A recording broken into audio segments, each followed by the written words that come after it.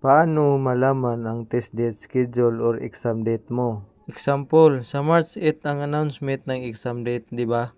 Pero sa March 8 ng madaling araw, pwede niyo nang tingnan ang mga test dates niyo. Reminders, if wala nang name niyo sa first batch, meaning baka nasa second batch or third batch kayo. Ang una niyong gawin, i-search niyo HRD Korea site.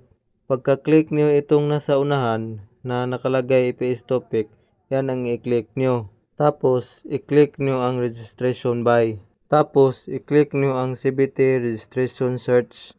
At ito na makikita nyo. So, i-sample ko sa inyo yung info ko dati para makikita natin paano malaman ang exam date. Tapos, click the ID card. Tapos, ilagay nyo ang passport number, birthday. Tapos, click confirm.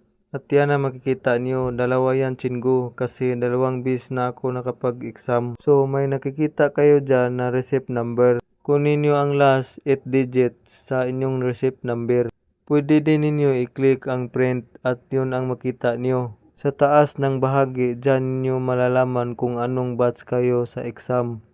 First batch, second batch, or third batch ba kayo? Tapos punta kayo ulit sa itaas ng screen, click the EPS topic. Tapos, click the announcement of test date. At yan ang makikita ninyo. So, sa akin kasi 2022 yon. Pero sa ngayon, batch KL2021 ilagay nyo. 2024 tapos Philippines. Tapos, makikita nyo first batch Philippines, i-click nyo yan. At yan ang makikita nyo sa receipt number. Ilagay nyo ang last 8 digits sa receipt number ninyo. Tapos, i-click search. At yan ang makikita ninyo, nakalagay na dyan kailan ang exam mo at anong oras. Yan lang po chingu. Good luck and God bless sa lahat ng mag-exam.